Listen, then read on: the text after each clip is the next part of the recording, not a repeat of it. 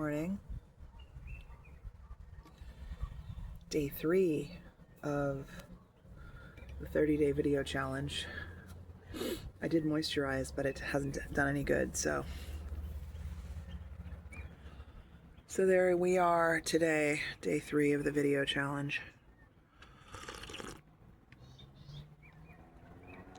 I have no idea what to say. I was this morning, well, I'm up a little earlier than usual because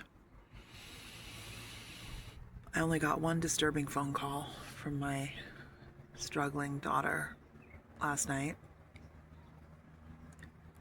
And it was just 6 minutes of her screaming at the top, just like straight screaming at the top of her voice.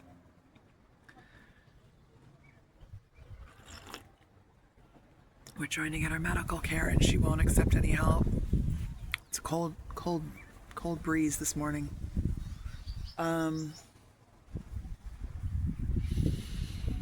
Yesterday I was really flattened out, and my favorite glasses, they're breaking.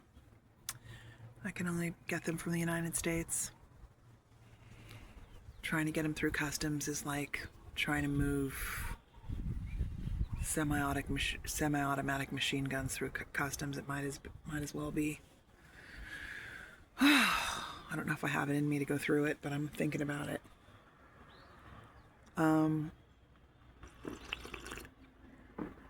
Yeah, so we're trying to get my daughter medical attention and she will not accept or cooperate with any help.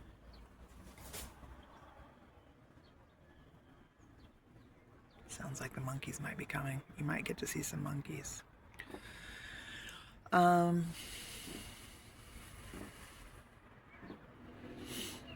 it's day 3 and I'll be turning 60 in 6 months and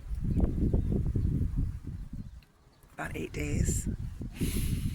So I'm just chronicling the end of my 5th decade on Earth. Freezing cold wind. Ooh, it's cold. When I saw the sun this morning, I was like, beach day. It's not a beach day. We have an Arctic wind coming through right now. Anyway, I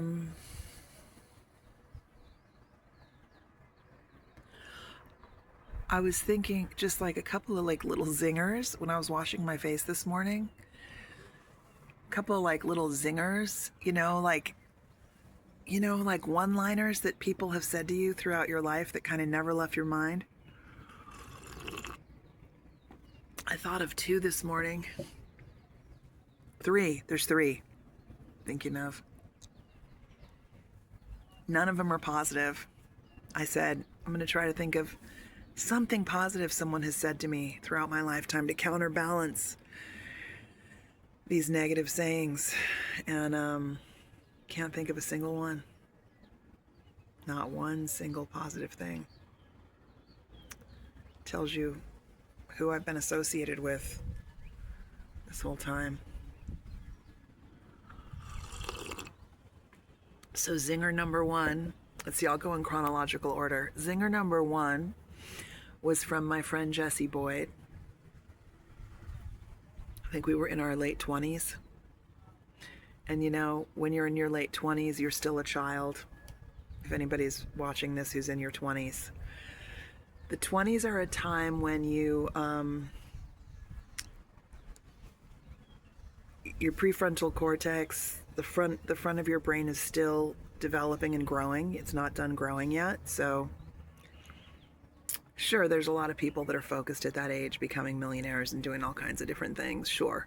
But by and large, it's a time of confusion and malleability and oftentimes poor choices. In my 20s, I had no idea what the hell to do. I was always working, but not with very much focus. I worked in the film business, so Anyway, at one point in time, I don't know why, I was with this friend of mine, Jesse Boyd, and he and I were talking about something. I don't know what it was. I must have been lamenting something or complaining. And he said, "Oh, poor the church mouse. Poor the church mouse," he said. And that has stuck with me 30 years later. The image of myself as a little church mouse, just a brown little dusty church mouse, like running around in the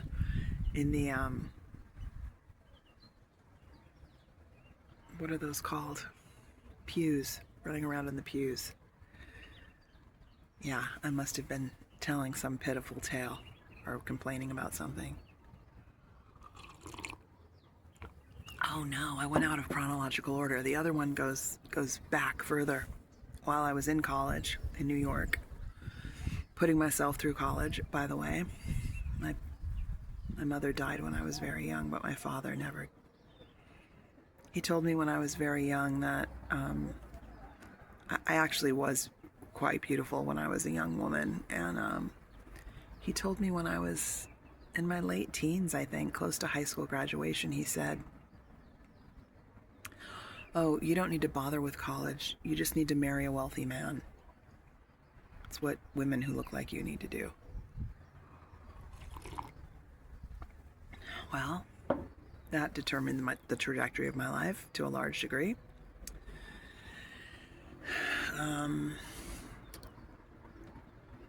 But yeah, that was just something he said. But the real zinger,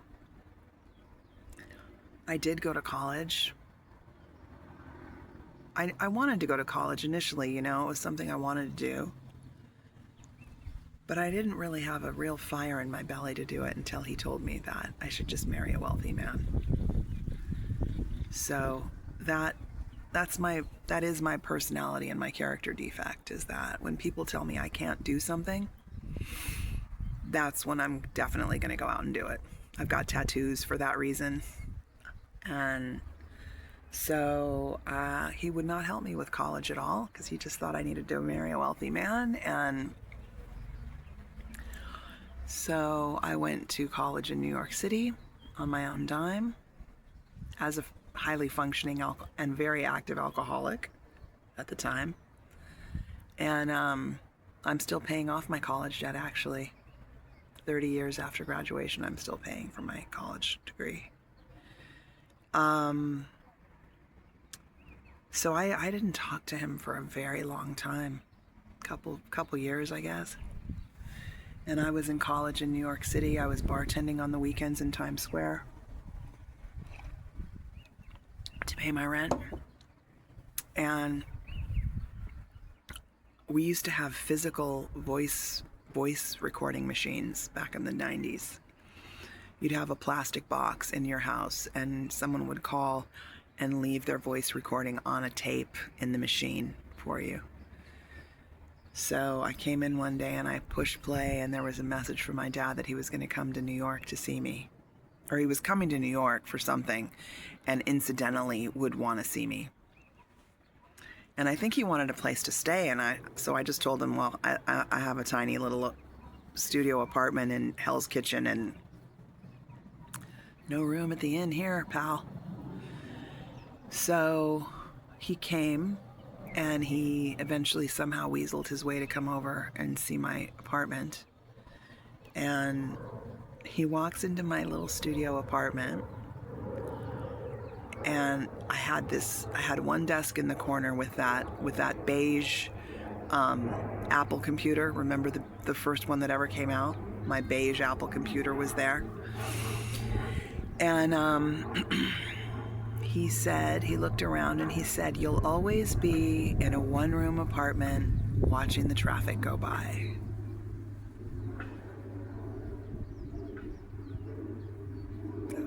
That was a fucking zinger. Okay. He's long dead now, and these are the memories from Dad. But it was all right because it just lit the fire higher. So I just kept going. And then the last singer that I remember, what was her name? Pat Allen. There was this like really popular therapist in Los Angeles at one point. I think she's probably passed on by now. Her name was Pat Allen. Pat, if you're still alive, I apologize.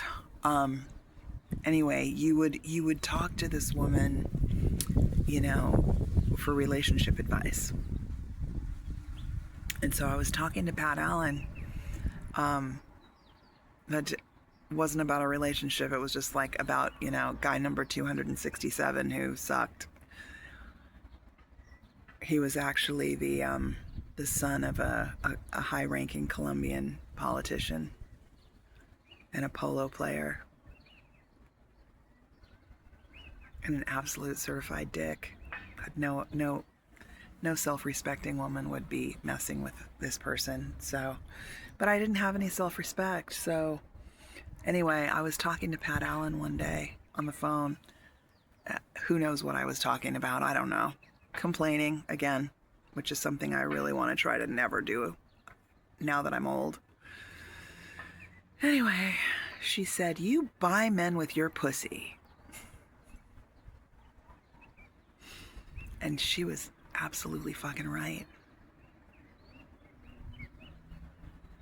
There's so much in that statement. I was incredibly needy, very lonely, no family. I had the father I just described to you at the time, and my mother had died, and I've always been I'm going to have another recording about this topic, because there's like numerology and stuff that speaks to this. But anyway, yeah, you buy men with your pussy. And I did. I went out, got involved with high flying, wealthy, and very narcissistic. I hate that word. Hate it. But let's say self-absorbed, self-satisfied, wealthy men. And I wasn't looking for them to marry me and make me wealthy. I was just looking for them to love me. And I know that the ones that I went out with are not capable of loving anybody else. And it has nothing to do with the person.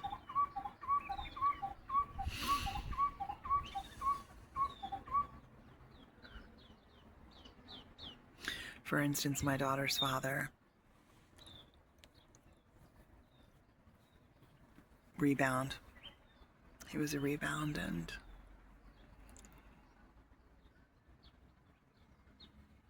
he was a rebound from the one I thought was really the one that I should have married. Well, at the time I thought I should have married, but now, in retrospect, absolutely not.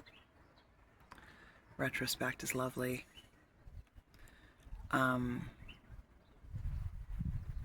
But like, he was a millionaire, I guess, and then I got pregnant. But I broke up with him before I knew I was pregnant. And yeah, he's a couple years younger than me. He's never gotten married. He had a long stint for about 15 years just dating like Asian teenagers. Drinks a lot of whiskey, smokes cigarettes. He's a Scientologist. And never married, never had a family. So the people that I was gunning for, so to speak, I wanted them to love me, and they're not able to. That's who I get involved with. So, who I used to get involved with. I've been, since 2009, haven't gotten involved with anybody, and I'm so happy with that. So okay with it. The very last person I was involved with was turned into a domestic violence situation when I tried to break away. And it was a domestic violence situation after the breakup that went on for years. And with my daughter's condition and just being a single mom, like, I could not take on any more weight. It was dead weight to get involved with people anymore, so I didn't. And now, yeah, have not had sex since 2009, have not been on a date since 2009. Don't miss it. Haven't missed it once. I think I miss sex sometimes, but it's just sex. It's not because I am lonely for my mate or anything like that. Come to definite terms with solitude.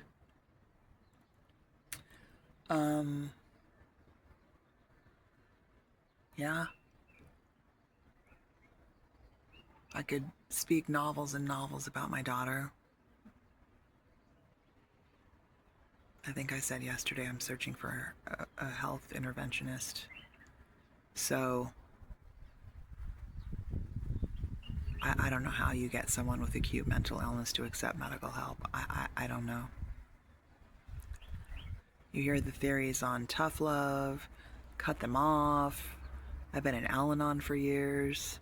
They're like detach, detach, detach, cut them off, give nothing, and what the reason why I cannot, I've tried.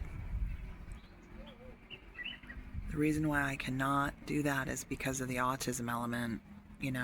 She's disabled. She's not just a garden variety addict.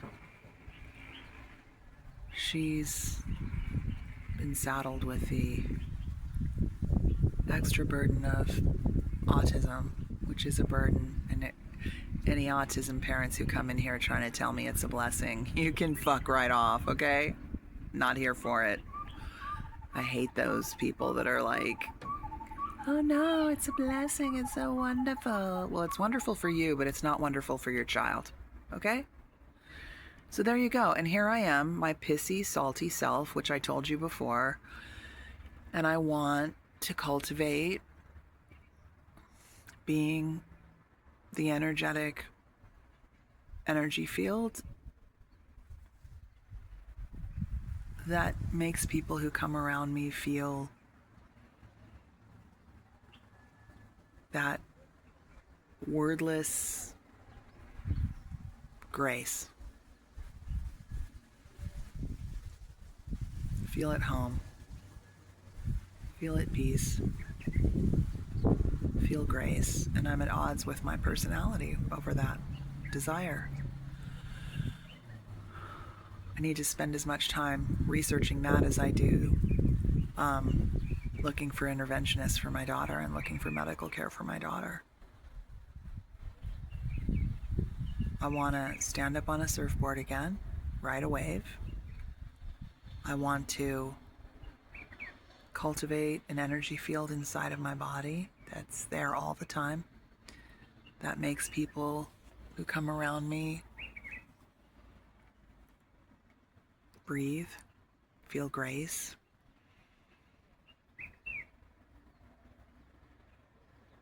Feel that unmistakable warm vibration from the void that I'm feeling right now.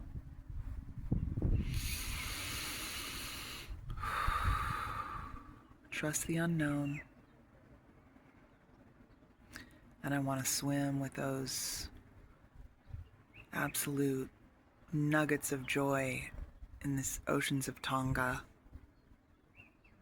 My humpbacks. I like the whale sharks and the giant mantas too, but my dream is to swim with the humpbacks. I haven't done that yet. So just restating the goals and the dreams. No beach day today because it's too Arctic windy. I will work today, later this afternoon. After this, I'll probably pray for my daughter and for myself and for the world.